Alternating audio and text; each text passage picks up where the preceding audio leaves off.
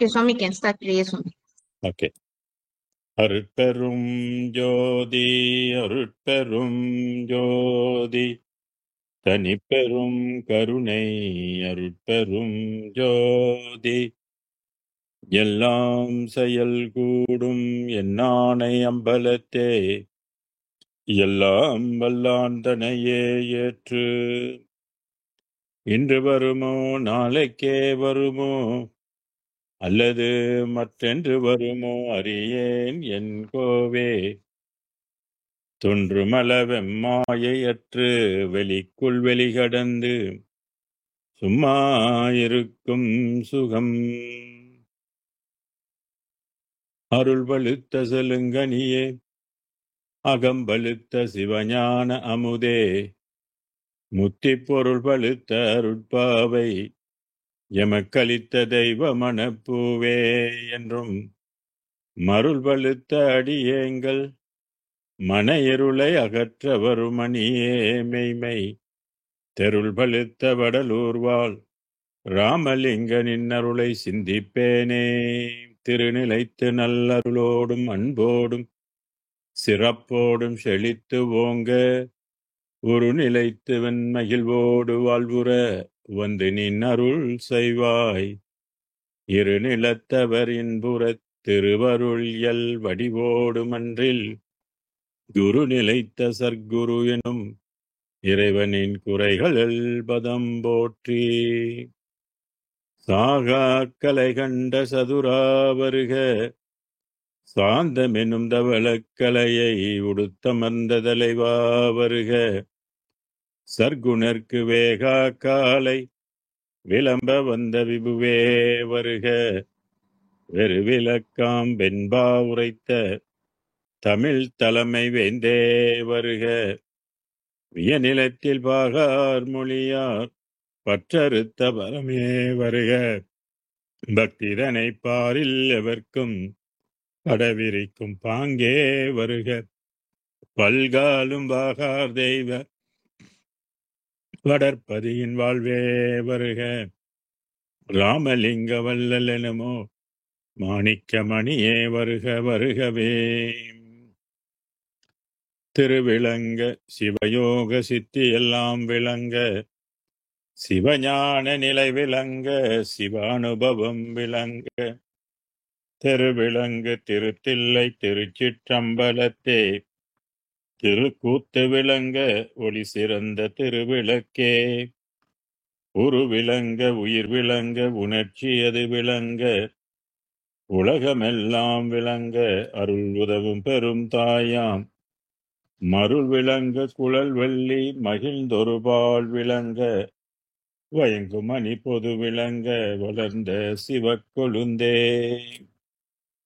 அன்பெனும் பிடியுள் அகப்படும் மலையே அன்பெனும் குடில் புகும் அரசே அன்பெனும் வலைக்குட்படும் பரம்பொருளே அன்பெனும் கரத்தமர் அமுதே அன்பெனும் கடத்துள் அடங்கிடும் கடலே அன்பெனும் உயிர் ஒளி அறிவே அன்பெனும் அணுவுள் அமைந்த பெருளியே அன்புருவாம் பரசிவமே.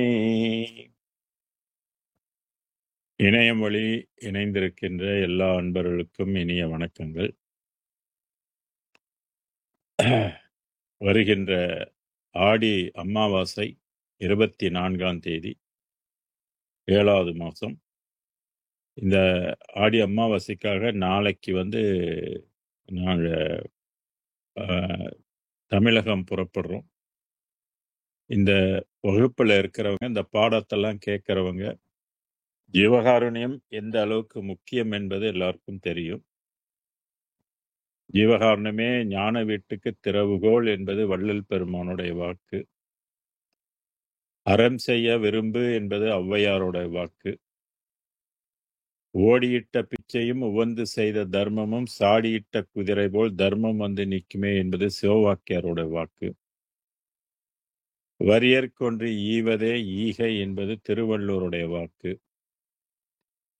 இப்படி எல்லா மகான்களும் தொன்மையாக உள்ள வேதங்கள் ரிக்கு, யஜு, சாம, அதர்வேதங்கள்லாம் மனிதனுக்கு முழங்குகின்ற ஒரே செய்தி என்னன்னாக்க தர்மம்.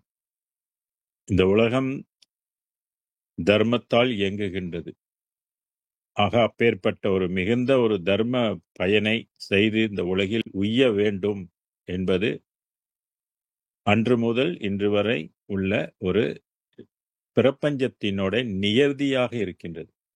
அந்த வகையிலே நம்ம கடந்த காலத்துல பாபநாசம் என்ற ஒரு ஊர்ல அகஸ்தியர் தவம் செஞ்ச ஒரு புண்ணிய ஸ்தலத்துல அங்கே 32 ஆண்டுகளாக இந்த அன்னதான பணியை செய்து கொண்டிருக்கிறோம்.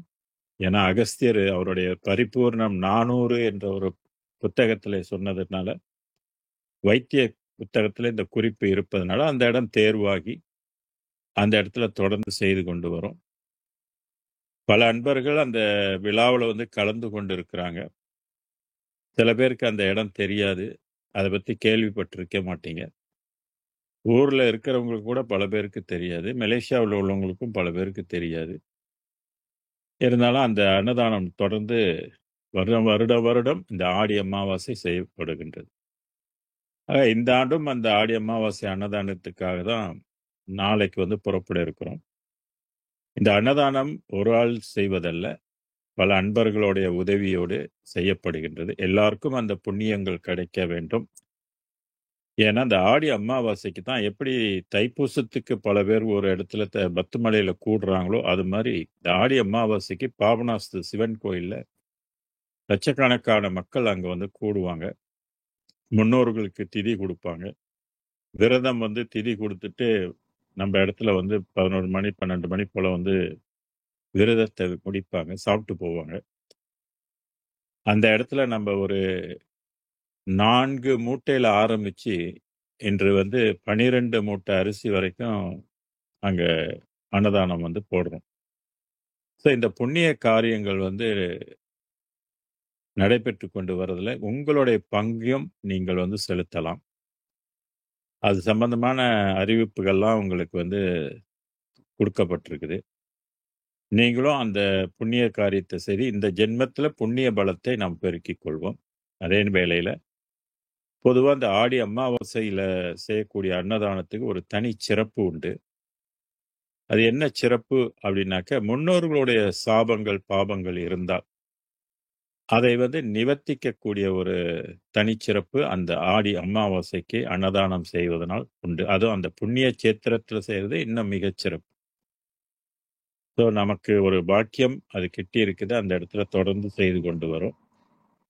ஸோ இந்த பாடம் வள்ளலாருடைய பாடம் கேட்கிறவங்க, என்னுடைய சொற்பொழிவை தொடர்ந்து செவிமடுத்து கொண்டு வரவங்க, இந்த புண்ணியத்துல நீங்களும் பங்கு கொண்டு அந்த புண்ணியத்தை நீங்கள் பெற்றுக்கொள்ள வேண்டும் என்பது என்னுடைய தாழ்மையான ஒரு வேண்டுகோள். அதுக்குரிய பொருள் இங்கேருந்து நாம் கொண்டு போக முடியாது.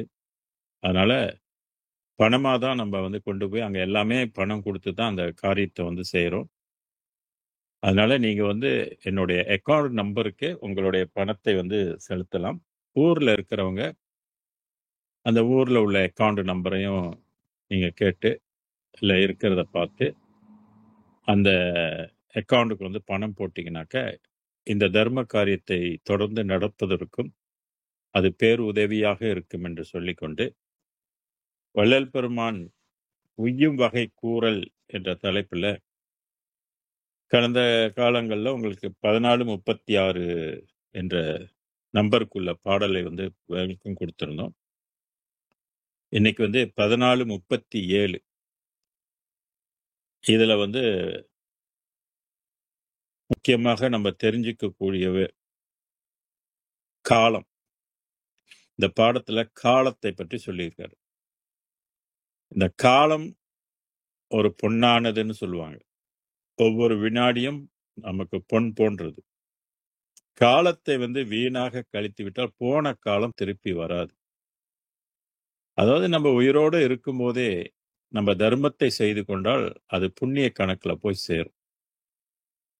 ஆனா காலம் வந்து நம்ம வந்து இந்த பூமியில இல்லாத காலத்துல புண்ணியத்தை நாம் செய்ய முடியுமானாக்கா புண்ணியத்தை செய்து கொள்ள முடியாது.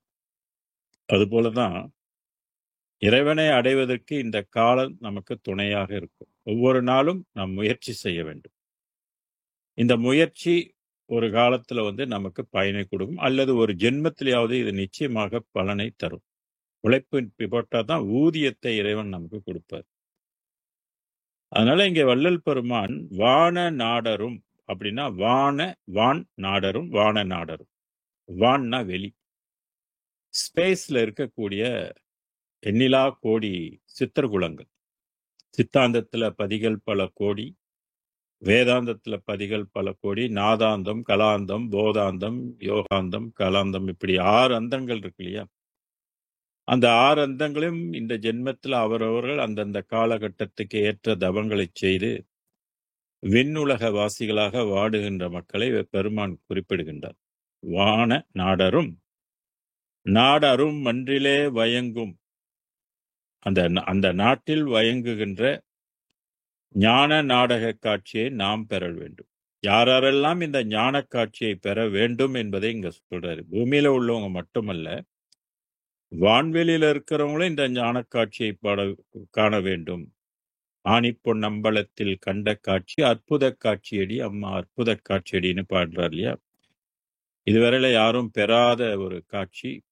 காட்சியும் காணா காட்சியும் அது தரும் ஆட்சியும் ஆகிய அருட்பெரும் ஜோதின்னு அகவல்ல படிக்கிறோம் இல்லையா? அந்த இடத்தை வான்வெளியில் உள்ளவங்க அனைவரும், அதாவது பராபர வெளியில இருக்கக்கூடிய பிரம்ம வெளி, விஷ்ணு வெளியிலிருந்து பராபர வெளி வரைக்கும் இடைப்பட்ட வெளிகள்ல மத வெளிகள்லாம் இருக்கு.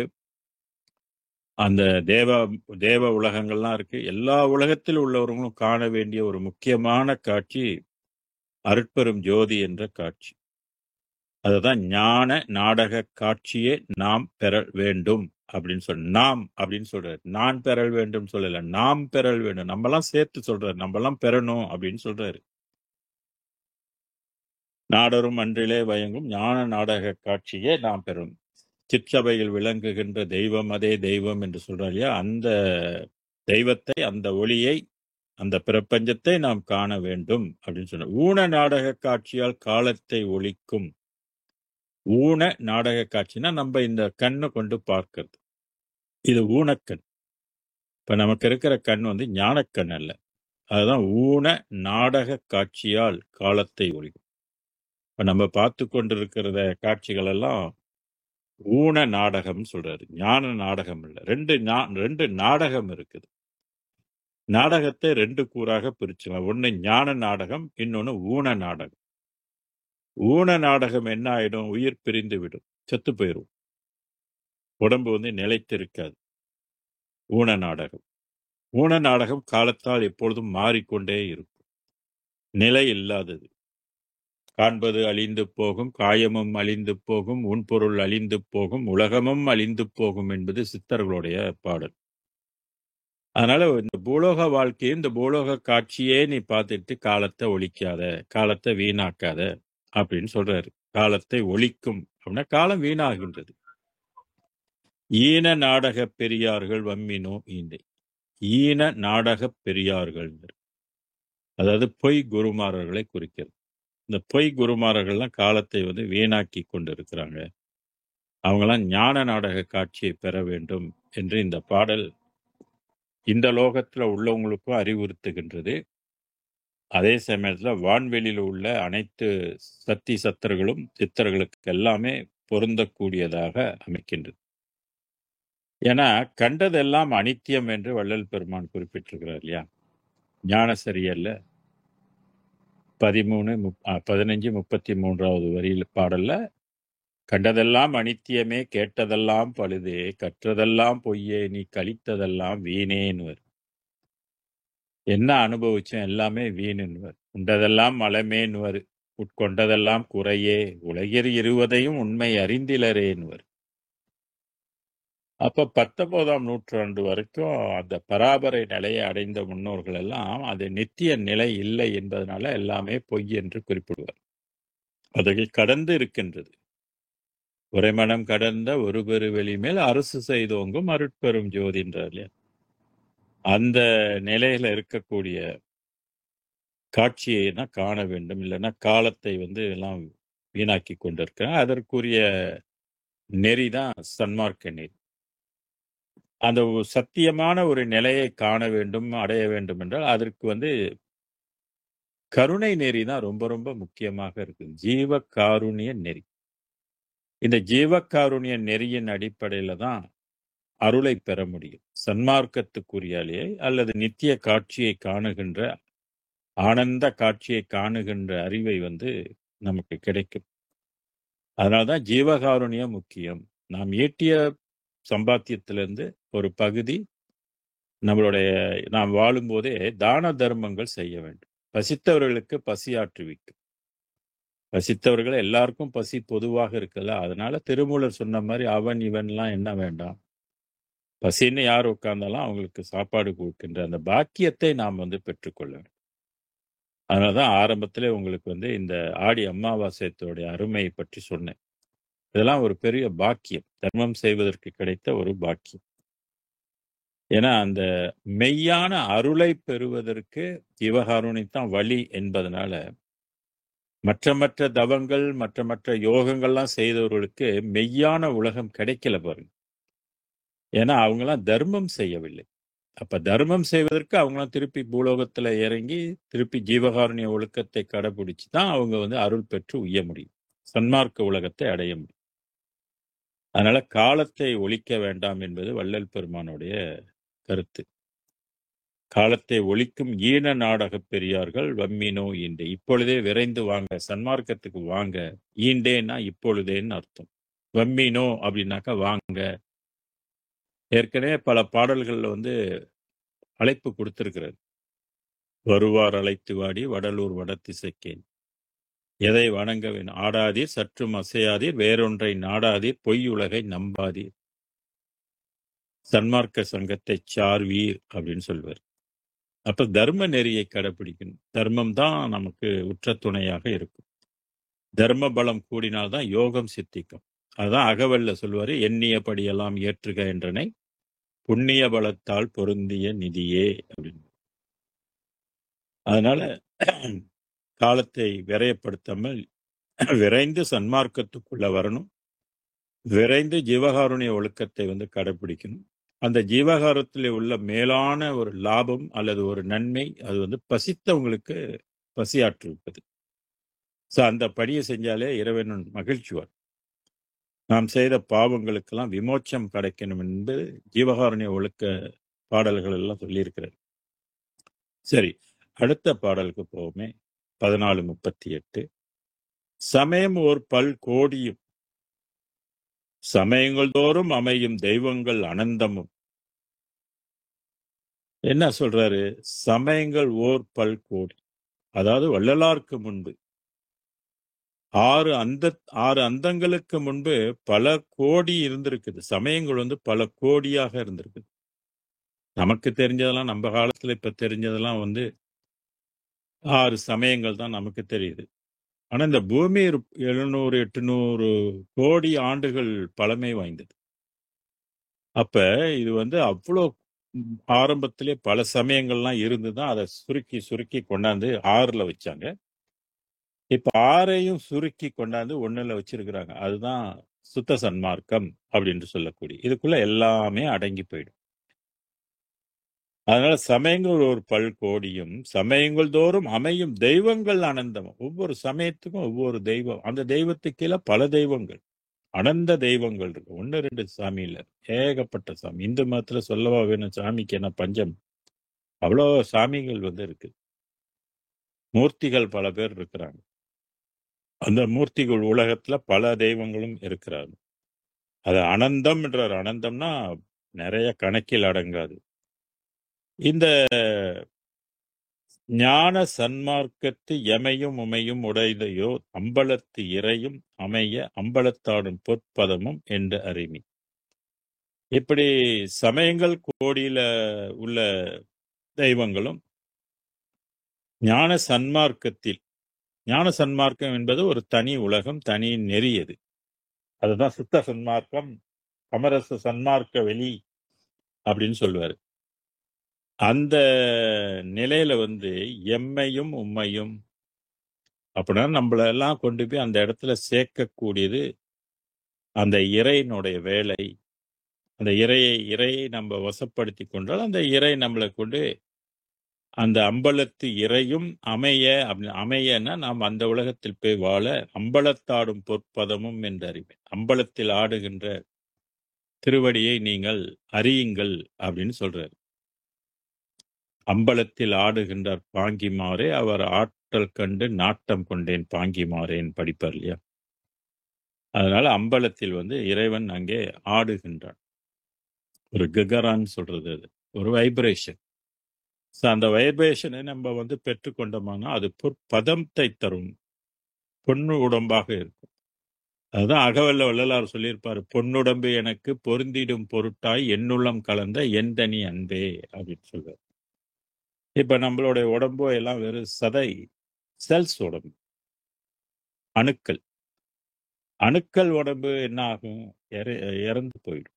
இறந்து கொண்டே இருக்குது. செல்ஸ் எல்லாம் இறந்து கொண்டுதான் இருக்குது இப்பயும். அதான் செத்தார் எழுக என்று செப்பிய அப்படின்னு சொல்லுவார்.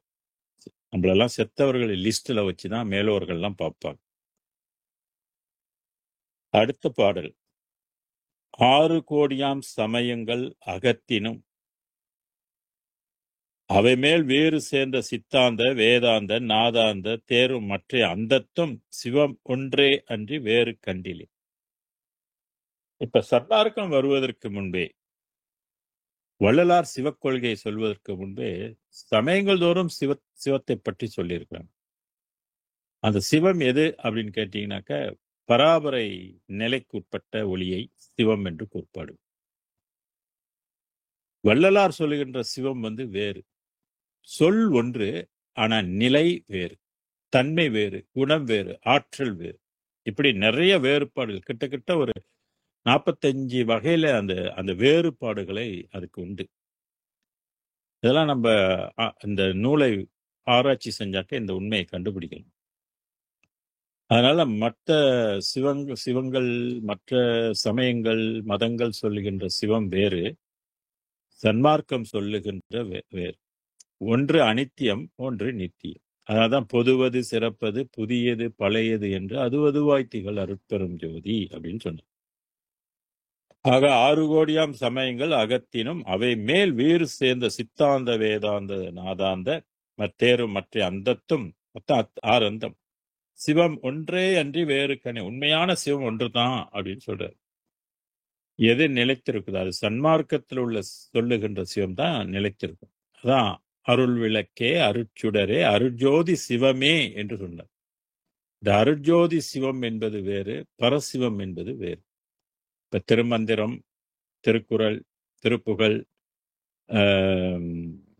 மாணிக்கவாசகருடைய பாடல் எல்லாமே அது ஒரு வகை சிவத்தை, பராபரை சிவத்தை தான் குறிப்பிடும். சன்மார்க்கம் ஒண்டிதான் வேறுபடும். ஏன்னா அருளியல் வேறுபடுது இல்லையா, உலகம் வேறுபடுது இல்லையா. அருட்பெரு நிலையில் அருட்பெரு உலகம் சொல்றது இல்லையா, இது வேறு உலகம். இதை நம்ம சுத்த சன்மார்க்கத்தை சுத்த சிவம் சொல்வது. சிவமே பொருள் என்று தேற்றி என்னை சிவவெளிக்கேறும் சிகரத்தில் ஏற்றி சிவமாக்கி கொண்டது பாரி திருச்சிற்றம்பல திருநட ஜோதி அப்படின்னு சொல்லுவார். இப்ப இதனுடைய வேற்றுமை தெரியாதவர்களா என்ன சொல்லிக்கிட்டு இருப்பாங்கன்னா, எல்லாம் ஒண்ணுதான், சொல்லை வைத்து எல்லாம் ஒண்ணுன்னு சொல்லிட்டு போயிடுவாங்க.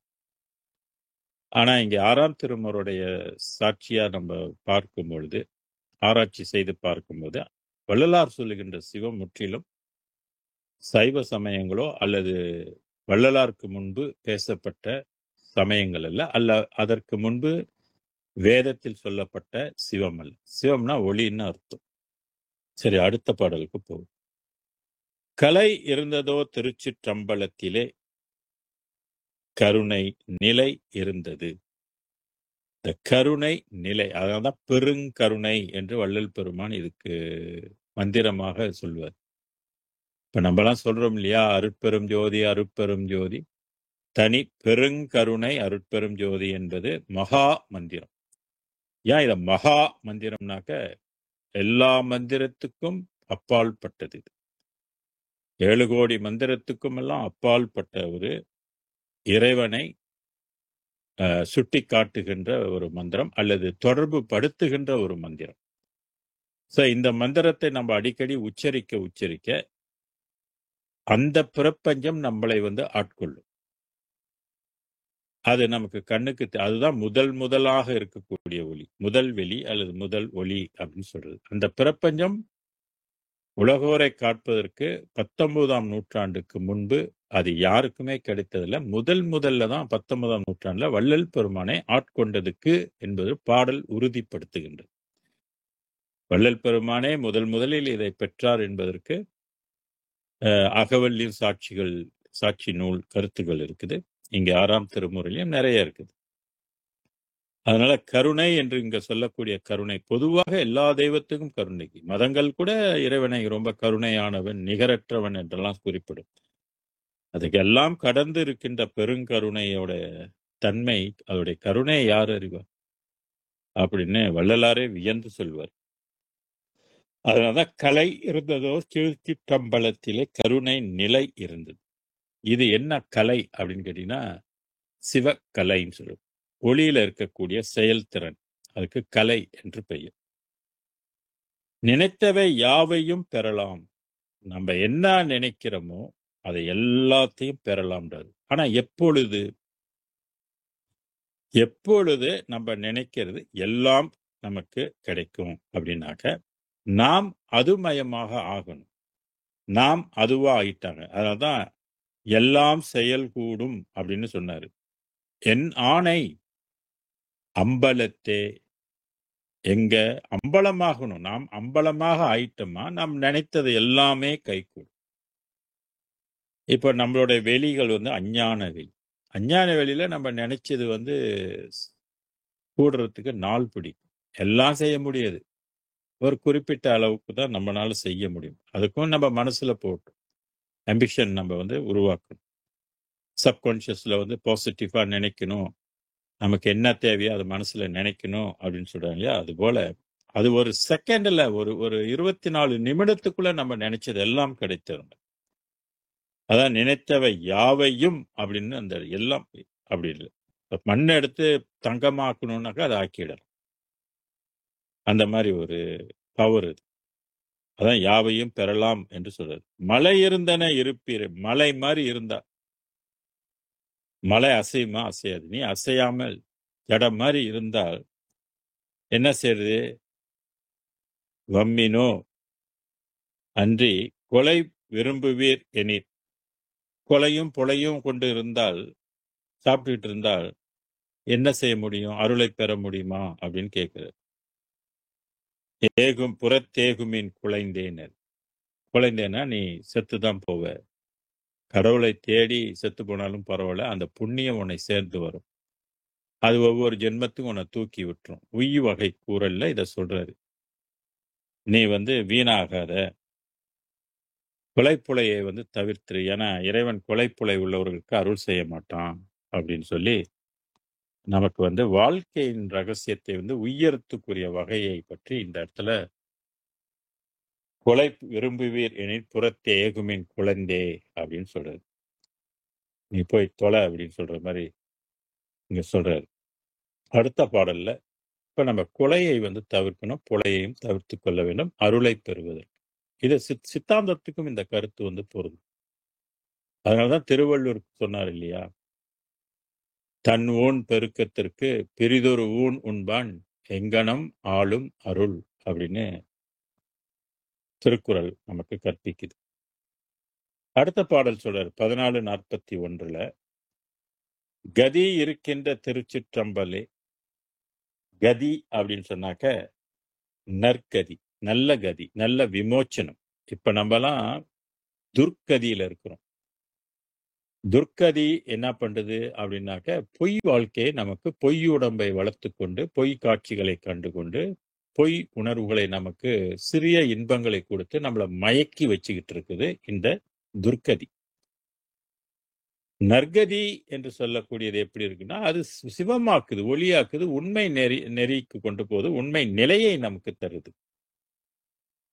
இப்ப கதி என்றால் சில பேர் என்ன செஞ்சிருவாங்க, மூச்சை பார்த்துக்கிட்டு உட்கார்ந்துருப்பாங்க.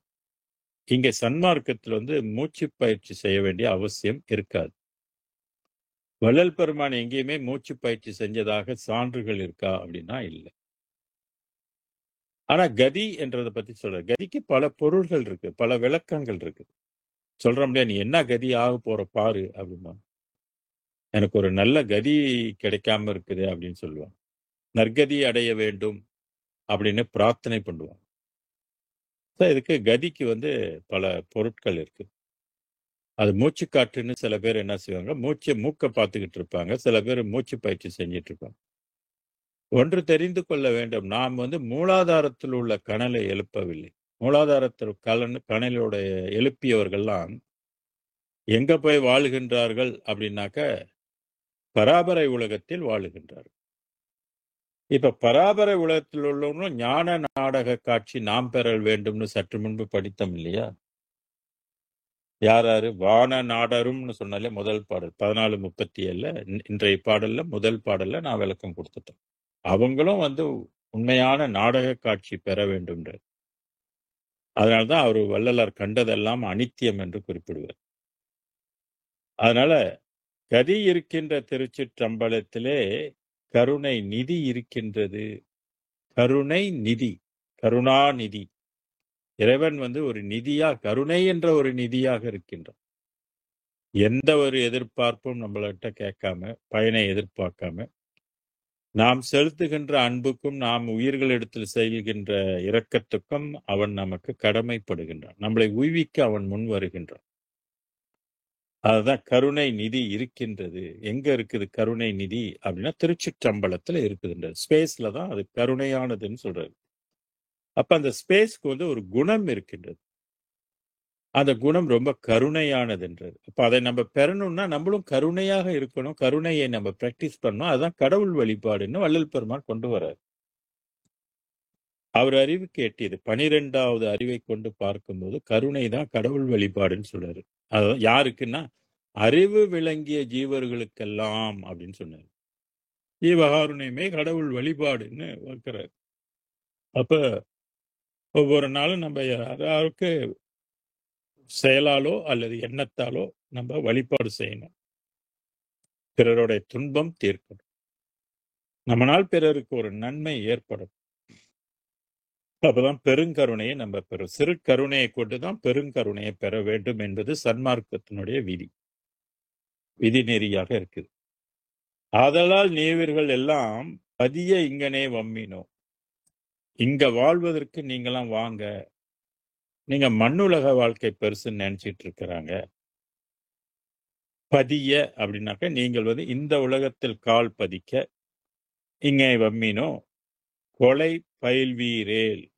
திருப்பியும் சொல்றாரு, நிறைய பாடல்கள் இருக்குது கொலை குற்றத்தை பற்றி, கொல்லா நெறியை பற்றி. கொல்லா நெறியே குருவருள் நெறியென பல்கால் எனக்கு பகந்தமை சிவமேன்னு சொல்வாரு. கொலை புரிவார் தவிர மற்றையெல்லாம் நமது குலத்தாரே என்று ஒரு இடத்துல சொல்வாரு, அருள் விளக்க மாலையில. ஆக கொலை கடவுளுக்கு விரும்பத்தகாத ஒரு செயல். அதான் கொலை பயில்வீரேல் விதியை நோமினோனர். விதியை நொந்துக்குங்க, உனக்கு உள்ள விதி அவ்வளவுதான் அப்படின்றத நொந்து கொள்ளு. போமினோ சமய வெப்பகத்தின்னு, போய் சமய கூலியில கடை அப்படின்ற அந்த சமய வெப்புன்னா நெருப்பு. அந்த குழியில நெருப்பு என்ற ஒரு குழியில போய் விழுந்து கொள்ளு, போ விழுந்து போ அப்படின்னு சொல்றாரு. ஏன்னா நம்ம அதுலலாம் விழுந்து கிடக்கிறோம்.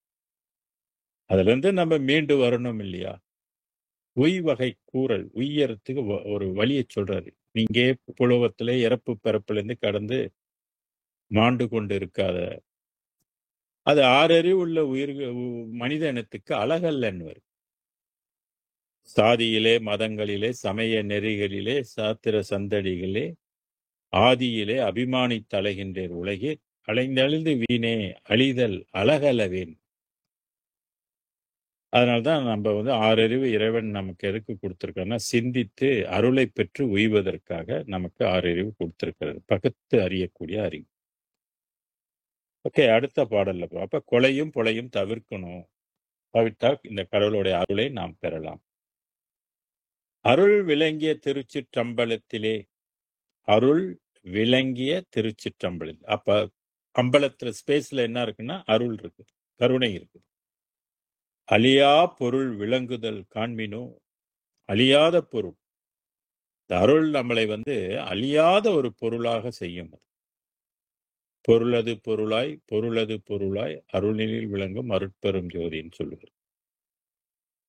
அருளறியார் தம்மையறியார் எம்மையும் பொருளறியார் என புகன்றமை சிவமே அப்படின்னு சொல்லுவார் வள்ளல் பெருமான். ஆக அழியா பொருள், மற்ற பொருள் எல்லாம் ஒரு காலத்தால் அழிந்து விடும். வள்ளலார் என்ன பொருளாக இருக்கிறார் என்பதை, அல்லது பராபரைக்கு அப்பால் பட்டு அது என்ன பொருளாக இருக்குது, அந்த உலகம் என்ன பொருளாக ஆக்கப்பட்டிருக்குது, அது எந்த பொருளாக உடம்பு உருவாக்குது அப்படின்ற ஒரு ரகசியம் 10 அறிவினால் கூட அறியப்பட முடியாது. இதுவரையில எந்த சயின்டிஸ்டும் இதை பத்திலாம் சொன்னதும் கிடையாது, தெரியாது. அவங்க அறிவுக்கும் இதை எட்டாது. அது மெய்ப்பொருள். சித்தாந்தத்திலே மெய்ப்பொருளை பற்றி சொல்லுவாங்க. ஆனால் அது பொய்ப்பொருளாக போயிடும். காலத்தால் அது நிலையில்லாத ஒரு மெய்ப்பொருள், என்றும் நிலைத்திருக்கின்ற ஒரு மெய்ப்பொருள். அதுதான் அழியா பொருள் விளங்குதல் காண்மினோனர். ஒரு பொருள் இருக்குது, நீ அந்த பொருளாக ஆகிவிட்டால் நீ அழிய மாட்ட அப்படின்றது அதனுடைய பொருள். காண்மினோ காண்மினோ புவியீர் மருள் உளம் கொள்ளும் வாதனை தவிர்ந்து. மருள் உளம் கொள்ளும். இப்ப நம்மலாம் எந்த உள்ளத்துல இருக்கலாம்? மருள். மருள்னா இருள், இருளாக இருக்கின்றது. அதான் அங்க அருள் அல்ல. அருள்னா கருணை இல்லையா? அப்ப உள்ளத்துல நமக்கு மனித குலத்துக்கு பூரண கருணை இருக்குதான்னா பூரண கருணை இல்லை. அதே சமயத்துல கருணையே இல்லையா அப்படின்னா இருக்குது. சில பேருக்கு இருக்குது, சில பேருக்கு அறவே கருணை இல்லாதவங்களும் இருக்கத்தான் செய்யறாங்க இந்த பூமியில. ஆக மொத்தத்துல நம்ம பூரணம் இல்லாதனால அது மருள் உள்ளம் அப்படின்னு கொடுக்கிறாரு. மருள் உளம் கொள்ளும் வாதனை. அந்த மனம் இருக்கிறதுனால நமக்கு பல்வேறு பிரச்சனை. மனிதனுக்கு வந்த நோயெல்லாம் மனிதனுக்கு வந்த நோயெல்லாம் மனதினால் வந்த நோயடா. அண்ணன் என்னடா, தம்பி என்னடா அவசரமான இந்த உலகத்திலே. ஆசை கொள்வதில் அர்த்தம் என்னடா, காசு இல்லாதவன் வாழ்வினிலே. கண்ணதாசனுடைய பாட்டு. ஆக மருள் உளம் கொள்ளும் வாதனை தவிர்ப்பதற்கு நம்மனால் முடியாது. நம்ம சொந்தத்திலேயோ அல்லது உற்றார் உறவினர்களோ, தாயோ தந்தையோ, இவங்கெல்லாம் நம்மளுடைய மருளை போக்க முடியாது. அருள் மட்டும்தான் இதை போக்க முடியும். அதனால்தான் உலகத்திலே ரொம்ப சிறந்தது இந்த அருளை பெறுகின்ற மார்க்கம், கருளை பெறுகின்ற மார்க்கம். நம்மளாம் பொருளை தேடி போறோம், விஷயம் தெரிஞ்சவங்க அருளை தேடி போறோம். அதான் இருவேறு உலகத்து இயற்கை திருவேறு தில்லியற மாதலும் வேறு என்று திருக்குறள் சொல். கோடீஸ்வரனா ஆகணும்னு ஒரு சாரர் முயற்சி பண்ணுவாங்க, ஆயிடுவாங்க. இன்னொரு சாரர் பிறப்பை ஒழிக்கணும், கடவுளை தேடணும், கடவுளுடைய அருளை பெறணும்னு அருளை தேடிக்கொண்டு போவாங்க. இதுதான் இந்த உலகத்தின் இயற்கை. ஆக இங்கே பொருள் விளங்குதல் காண்மினோ புவியர் மருள் உளங்கொள்ளும் வாதனை தவிர்த்து அருள் வளத்தாள். அருளுக்கு என்ன வளம் இருக்கு இல்லையா, அதுக்கு பவர் இருக்கு இல்லையா. வளம்னா பவர். அருள் வளத்தால் தெருள் விளங்குவீர். அப்ப அருள் நமக்கு கொஞ்சம் கொஞ்சமா கிடைக்கத்தான் நமக்கு தெளிவும் கிடைக்கும். தெளிவு உடனே ஒரே நாளெல்லாம் கிடைச்சிடாது. கொஞ்சம் கொஞ்சமா நம்ம ஈடுபட தான தர்மம் செய்ய அருட்பாவை நம்ம படிக்க அதில் உள்ள கருத்தை சிந்திக்க நமக்கு தெளிவு கிடைக்கும்.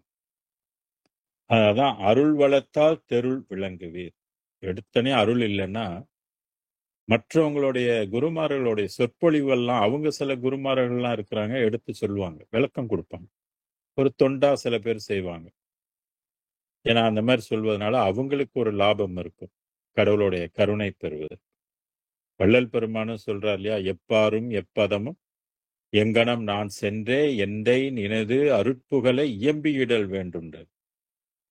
அப்ப ஒருத்தவங்க தெளிவு பெறணும்னாக்கா அருளை பற்றி எடுத்து பேசணும். பிரபஞ்சத்தை சயின்டிபிக்கா பேசலன்னாலும் பரவாயில்ல, சயின்டிபிக்கா பேசுறவங்களும் இருக்கிறாங்க. முடிந்த அளவுக்கு விஞ்ஞானங்கள் எந்த அளவுக்கு கடவுளை தேடி போற கண்டுபிடிக்கிறாங்களா உண்மை, இந்த பிரபஞ்ச ரகசியத்தை எந்த அளவுக்கு கண்டுபிடிக்கிறாங்களோ விஞ்ஞான ரீதியிலும் தெரிஞ்சுக்கலாம், தப்பில்ல. ஆனா அருளியல்லயும் நம்ம ஞான மார்க்கத்திலயும் நிறைய பேர் சொல்லியிருக்கிறாங்களே, எல்லா மகான்களும் பிரபஞ்ச ரகசியத்தை பற்றி சொல்லாமல் இல்ல. அப்ப அந்த வேதங்கள் எல்லாம் நம்ம வந்து படிக்கணும். என்ன ஒரு கோளாறுன்னு கேட்டீங்கன்னா, எல்லாமே கவிநடையாக இருக்கு. அப்ப அந்த கவிநடைய வந்து எல்லாரும் படித்து புரிந்து கொள்ள முடியாது. விரிவான விளக்கங்கள் வந்து கிடைக்காது. எப்படி விரிவான விளக்கம், விரிவுரையாளரா இருந்து யாராவது இந்த பாடல்களுக்கு வந்து விளக்கம் குடுத்தார்களாக, நீங்க அத கற்றுக்கொண்டீங்கன்னு வையுங்களேன், உங்களுக்கு லாபம் தானே! நீங்க தெளிவு பெறலாம் தானே! அருள் கிடைச்சுட்டா இன்னும் பூரணமாக தெளிவு பெற்றுக் கொள்ளுங்க. யாரு வேணான்னா? அப்ப அதற்கு முன்பாக நமக்கு வந்து ஓரளவுக்கு அருள் வரைக்கும், அருள் நம்மளை ஆட்கொள்வதற்கும் நமக்கு தெளிவு வேணும்னா, கண்டிப்பா வகுப்புகளுக்கெல்லாம் கட்டாயம் அட்டெண்ட் பண்ணணும். அதுல வந்து சமய வகுப்புகள் இருக்குது, சன்மார்க்க வகுப்புகள் இருக்குது, மதவெளி வகுப்புகள்லாம் நெறைய இருக்குது. இப்ப சன்மார்க்க வகுப்புக்குள்ள போனா தான் உண்மை விளங்கும். அது வந்து நல்ல ஒரு ஆசான்கள் எடுத்துக்கிட்டு அவங்ககிட்ட படிக்கும்போது, நமக்கு நல்ல ஒரு தெளிவு கிடைக்கும். இப்ப விஞ்ஞான ரீதியில சில கண்டுபிடிப்புகள்லாம் சொல்லும்போது, அதோட ஒத்துப்போகும். ஏன்னா, இதெல்லாம் விஞ்ஞானிகள் இன்னைக்கு சொல்றத மெஞ்ஞானிகள் எப்பயோ சொல்லிட்டாங்க. அதனால விஞ்ஞானம் இப்ப தான் வளர்ந்து கொண்டு கொண்டு வந்து கண்டுபிடிச்சு ஒரு உண்மையை உலகத்துக்கு தராங்க. ஸோ அதை நம்ப பெற்று தெளிவு பெற வேண்டும். தெளிவு பெற பெற தான் நம்ம வந்து சன்மார்க்க நெறிகளை வந்து இறுக்கமாக பிடிக்க முடியும்.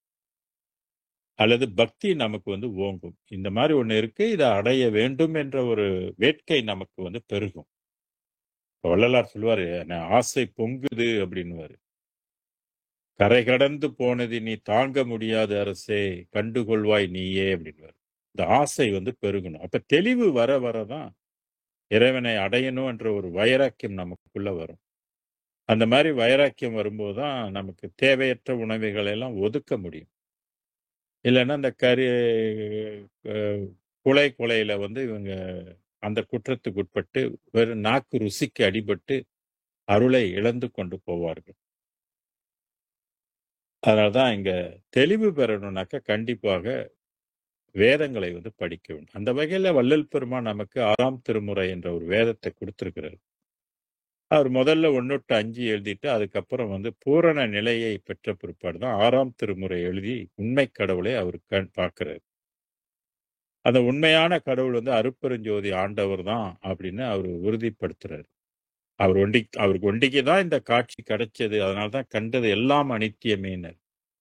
ஒரு காலத்தில் இருந்து ஒரு காலத்தில் இல்லாமல் போய்விடும். அது நிலையானதில்ல. சமய மதங்கள்லாம் அதுக்கு உட்பட்டது. அது அதுக்குள்ள ஒரு காலகட்டம் அது வகுத்து வச்சிருக்கு. இந்த காலகட்டம் வரைக்கும் இந்த பொய்யை கும்பிட்டுக்கிட்டு இருங்க. அப்புறம் உண்மை தெரிஞ்ச மாரி நீங்க இதெல்லாம் கைவிட்டுடலாம். அப்படின்னு நமக்கு சன்மார்க்கம் வந்து வள்ளல் பெருமான் மூலமாக இன்று கிடைத்திருக்குது நம்ம கையில. 200 ஆண்டுகளுக்கு பிற்பாடு இந்த உண்மை நமக்கு புரியுது. ஆனா அவர் காலத்துல அது அந்த அளவுக்கு புரிந்ததா அப்படின்றது ஒரு கேள்விக்குறி. ஒரு சிலருக்கு புரிந்திருக்குது. பல பேருக்கு அது புரியல. அதனால தானே அவர் வள்ளல் பெருமானை கோர்ட்டுக்கெல்லாம் ஏத்தி, இந்த அருட்பாவ வந்து மருட்பான்னு சொல்லி அறிஞர்கள்லாம் கோர்ட்ல கேஸ் போட்டாங்க. அப்ப தெளிவு பத்தல.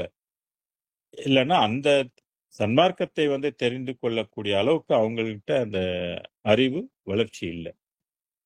மற்ற இலக்கிய அறிவுகள் அதெல்லாம் அவங்களுக்கு இருந்துச்சு. ஆனா இந்த ரகசியம், பரம ரகசியத்தை தெரிந்து கொள்வதற்கு ஆறுமுக நாவலாருக்கு கூட அந்த நேரத்துல அவருக்கு தோன்றல. கிடைக்கல. ஏன்னா, அது சித்தாந்தத்தின் மேல உள்ள பற்றின் காரணமாக அவங்க அத பிடிச்சுக்கிட்டாங்க. இன்னைக்கும் அப்படித்தான் நெறைய பேர் பிடிச்சுக்கிட்டு இருக்கிறாங்க. விடமாட்டேன்றாங்க. சில பேர் சைவ சித்தாந்தத்த பிடிச்சிட்டு நிக்கிறாங்க. சில பேர் வாசி நெறியை பிடிச்சு கொண்டு இருக்கிறாங்க. இப்படி ஒவ்வொருத்தரும் ஒவ்வொருக்கு எது எட்டியோ, எது விளங்குனுச்சோ அத அத பிடிச்சுக்கிட்டு இருப்பாங்க. இதெல்லாம் வந்து ஒரு குறிப்பிட்ட காலத்துக்கு இருக்கும். நம்ம சிந்திக்க சிந்திக்க அப்புறம் அதுலருந்து நமக்கு விடுபட்டு, மெய்யான ஒரு இத வந்து நம்ம புரிந்து கொள்வதற்கு வழிவகுக்கும். அதாவது எந்த வகையிலயும் சன்மார்க்கம் வந்து உயர்ந்தது. அதுல எந்த ஒரு சந்தேகமும் இல்ல.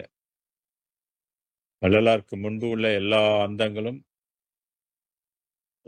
சுத்த சன்மார்க்கத்துக்குள்ள அடக்கம் என்பது வள்ளல் பெருமானுடைய கருத்து. அதுதான் நீ மற்றதுலலாம் நேரத்தை வீணாக்காத, காலத்தை ஒழிக்காத அப்படின்லாம் நமக்கு வந்து சொல்லுவாங்க. ஸோ இதெல்லாம் வந்து நம்ம கருத்தில் கொண்டு சன்மார்க்க நெறிகளுக்குள்ள நம்ம கால் எடுத்து வச்சிரணும். நிறைய பேர் வச்சுட்டீங்க. வைக்காதவங்கலாம் இதுக்குள்ள நுழைஞ்சீங்கனாக்க, அதுக்குரிய லாபத்தை கண்டிப்பாக உங்களுக்கு இறைவன் கொடுப்பார். சத்தியம் பண்ணியிருக்கார். 5 சத்தியம் பண்ணி இறைவன் கொடுத்திருக்கார். புத்தி அஞ்சேல் சற்றும் என் நெஞ்சமே சிற்பொது தந்தையார் நித்தியம் சேர்ந்த நெறியில் செலுத்தினார். இனி நன் முத்தியும் ஞானமே சித்தியும் பெற்று முயங்கிடுவாய் சத்தியம் சத்தியம் சத்தியம் சத்தியம் சத்தியம்னு 5 சத்தியம் பண்ணி இறைவன் நமக்கு கொடுத்திருக்கிறார். ஆக இதெல்லாம் நம்ம கருத்தில் வாங்கி கொண்டு அந்த நெறியில போனால் இந்த ஆத்மா ஒரு காலத்தில் கண்டிப்பாக இந்த பூலோக சகதிகள்ல இருந்து அது விடுபட்டு போயிடும். சிக்கிக்கொள்ளாது. இறப்பு பிறப்பு என்ற ஒரு அனித்திய நெறியில நம்ம வந்து பிறப்பு எடுக்க மாட்டோம். எத்தனையோ கோடி எடுத்துட்டோம். ஜென்மங்கள் எடுத்து தான் நம்ம இப்படி வந்திருக்கிறோம். மனித ஜனனம் எடுத்து எத்தனையோ கோடி ஜென்மங்கள் நம்ம சுத்திக்கிட்டே தான் இருக்கிறோம். அதான் இதெல்லாம் கடந்து போவதற்கு இறைவனே நமக்கு இந்த ஞானத்தை வந்து கொடுக்கிறார். வள்ளலார் மூலமாக கொடுக்கிறார். சித்தர்களுக்கு 10 அறிவு கொடுத்தாரு அருட்பெருஞ்சோதி ஆண்டவர். வள்ளல் பெருமானுக்கு 12 அறிவு கொடுத்து அதில விட மேலான ஒரு உண்மையை இந்த உலகத்துக்கு நீ சொல்லு. எல்லாரும் இதைத்தான் பெறணும்னு நீ சொல்லு அப்படின்னு வள்ளல் பெருமானுக்கு அந்த உத்தரவை போட்டிருக்கிறார். இதெல்லாம் நம்ம கருத்தில் கொண்டணும். சரி, அடுத்து வந்து 106வது அதிகாரம் சுத்த நிலை, சுத்த சிவநிலை. அதை பற்றி உள்ள பாடல்கள் மொத்தம் அதுல வந்து அதுலயும் ஒரு ஏகப்பட்ட பாடல்கள் வந்து இருக்குது. அதுல 106வது இதுல மொத்தம் 47 பாடல்கள் இருக்குது. இந்த அதிகாரத்துக்குள்ள 47 பாடல்கள்.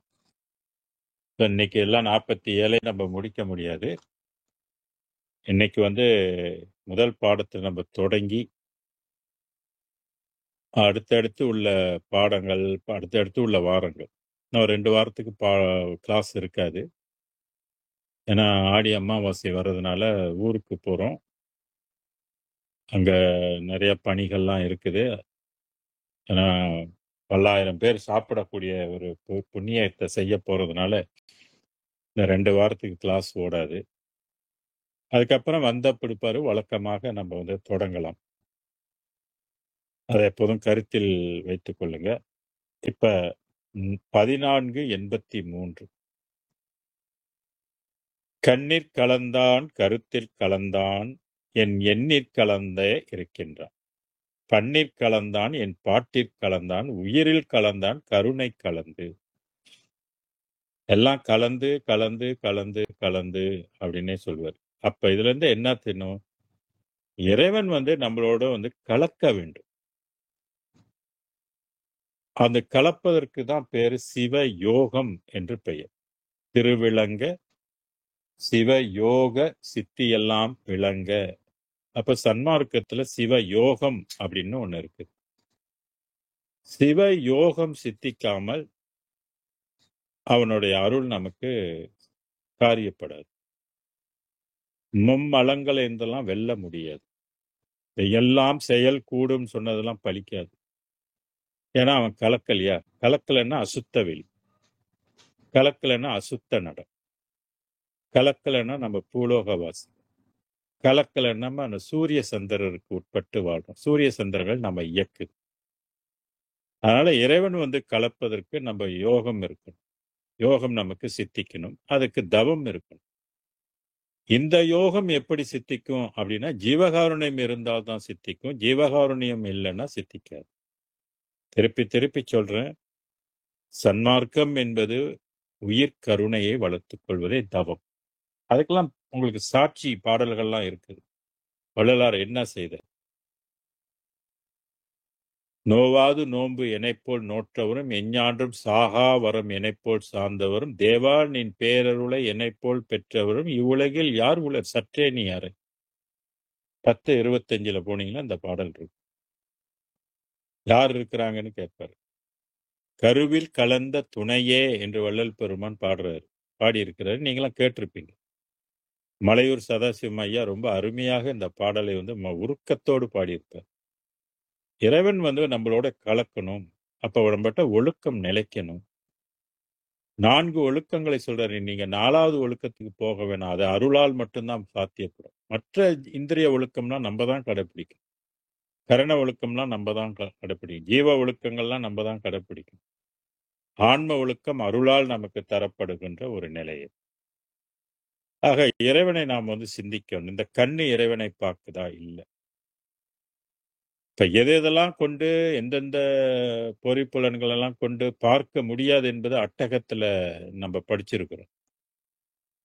அதாவது இறைவன் எது எதுக்கெல்லாம் அகப்பட மாட்டான்னா, கண்முதல் பொறியால் மனமுதல் கரண கருவினால் பகுதியின் கருவால் எண்முதல் புருட தரத்தினால் பரத்தால் இசைக்கும் ஒரு பரம்பர உணர்வால் விண்முதல் பறையால் பராபர அறிவால் விளங்குவது அரிது.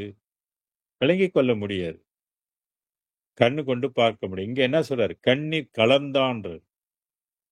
அப்ப வள்ளல் பெருமானுடைய கண்ணுல வந்து அவன் கலந்தான்னு வச்சுக்கங்களேன். அந்த கண் யார பார்க்க முடியும்? அண்ட சராசரங்களை எல்லாம் பார்க்க முடியும். அதுக்கு ஒரு சாட்சி பாடல் தரேன்.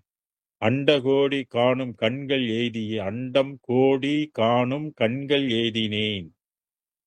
அறிந்தேன் அங்கையில் உள்ள செய்தியை. அங்க இருக்கிற செய்தியெல்லாம் நான் தெரிந்து கொண்டேன். பிண்ட கோடி காணப் பெற்று நின்னையே பேசி பேசி வியக்கின்றேன் நின் பெருமை தன்னை. அப்ப நம்ம கண்ணு பாருங்க, வயசாகி நம்மலாம் கேட்ராக்ட் வந்துருது. கண்ணு பார்க்க முடியல. கண்ணாடி போட்டுக்கிறோம். பவர் குறைஞ்சு போகுது. பவரை கூட்டிக்கிறோம்.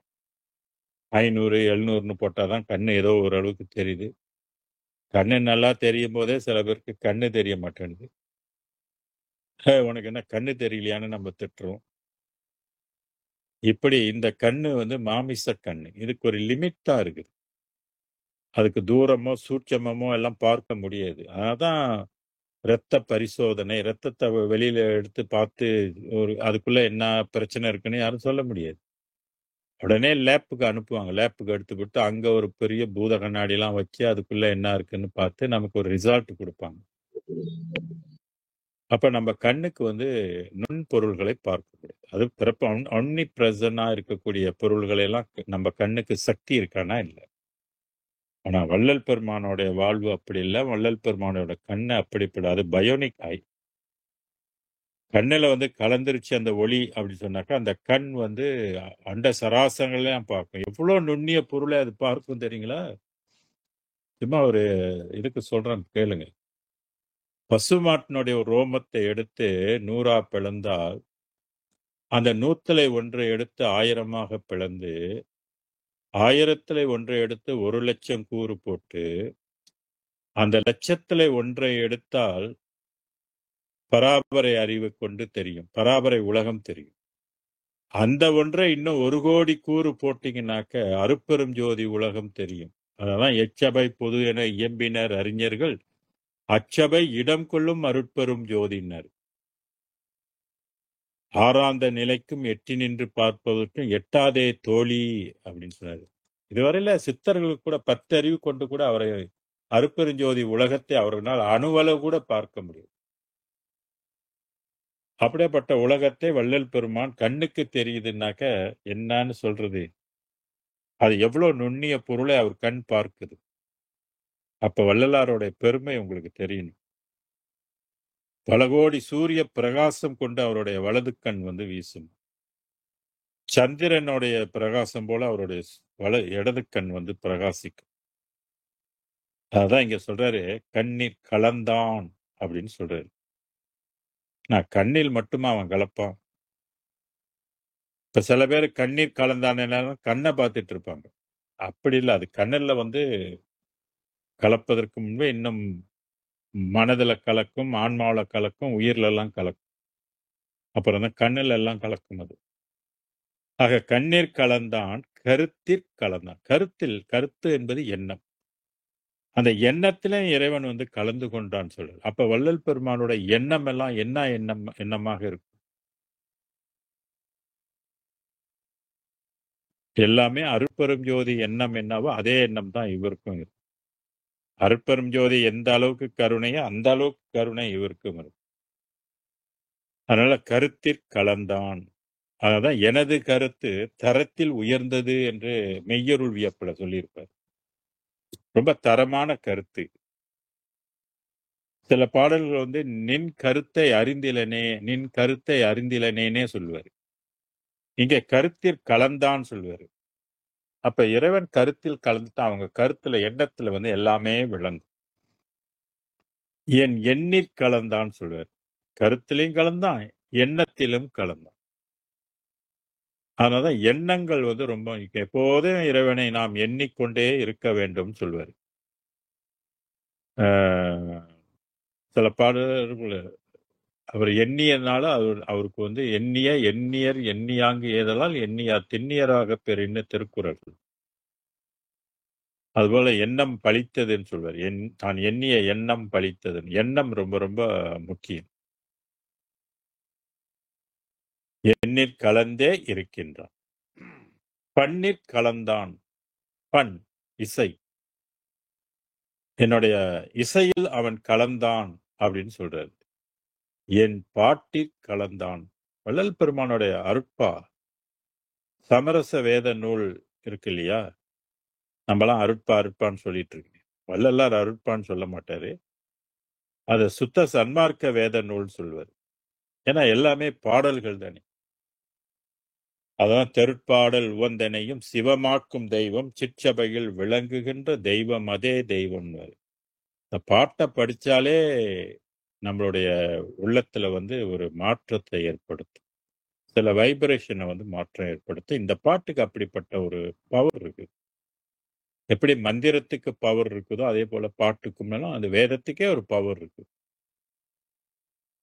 எண்ணிய எனதுள் எண்ணமே இசைந்த பேரின்பமேன்வர். அப்ப எண்ணி நினைக்கணும், எப்போதும் எண்ணிக்கொண்டே இருக்கணும். அதான் எண்ணீர் கலந்தே இருக்கின்றான், பன்னீர் கலந்தான். இப்ப இசையிலையும் அவன் வந்து கலந்து கொண்டான், பாட்டில் கலந்தான். அடுத்து சொல்றாரு பாருங்க, உயிரில் கலந்தான்.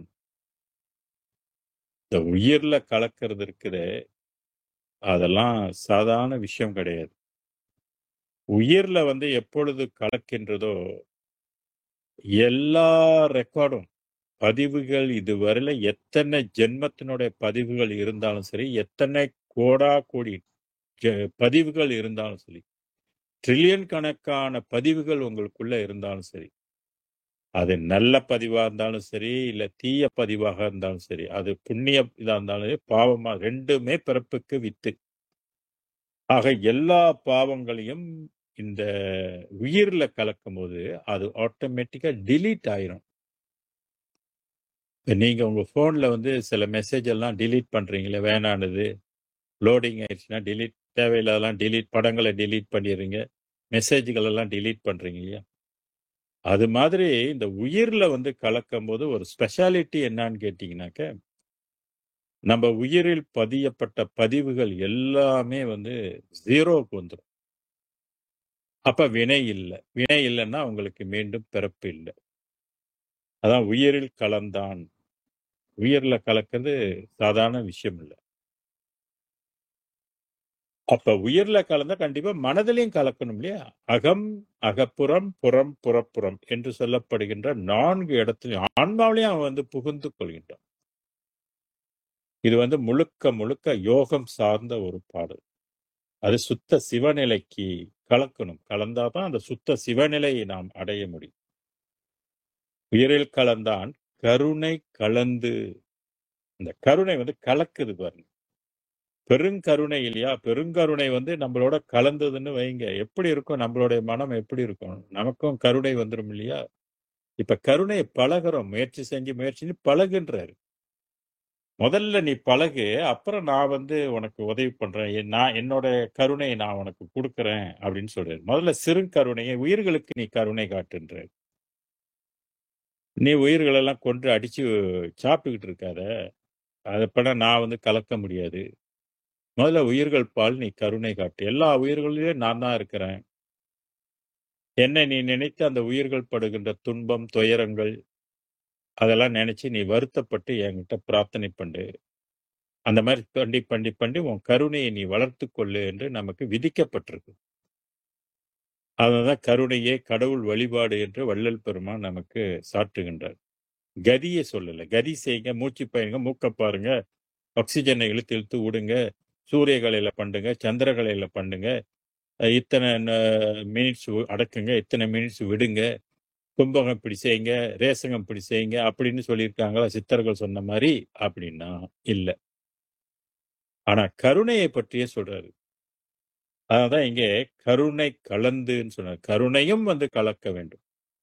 அதற்கு முன்னோடியாக ஜீவகாருண்ய ஒழுக்கம் நமக்கு இருக்கணும். மற்ற உயிர்களையும் மதிக்கணும். மற்ற உயிர்களையும் இறைவனுடைய படைப்பு தான்.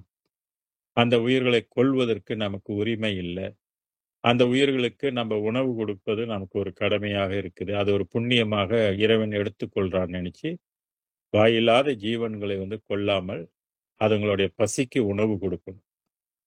இப்படிலாம் செஞ்சாக்க நமக்கு வந்து இறைவன் நம்பால் கருணை காட்டுவான். இல்லைன்னா இறைவன் நமக்கு கருணை காட்ட மாட்டான். பிராப்த கர்மங்கள் கூட சில விஷயங்கள் வந்து இறைவனால் அது மன்னிக்கப்படும். கருணை என்ற ஒன்று மிகுந்திருந்தால்.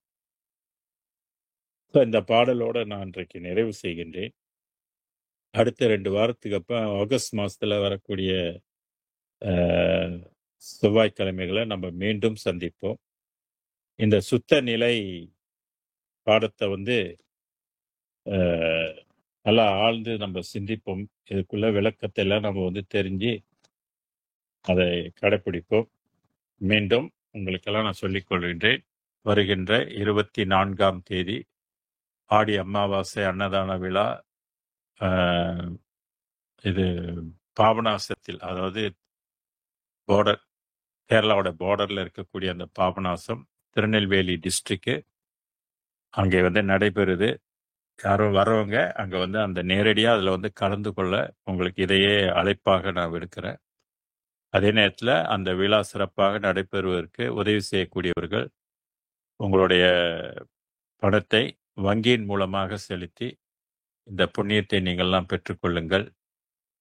இது வருடத்துக்கு ஒரு முறை தான் அந்த ஆடி அமாவாசை வரும். மாத அமாவாசை என்பது வேறு.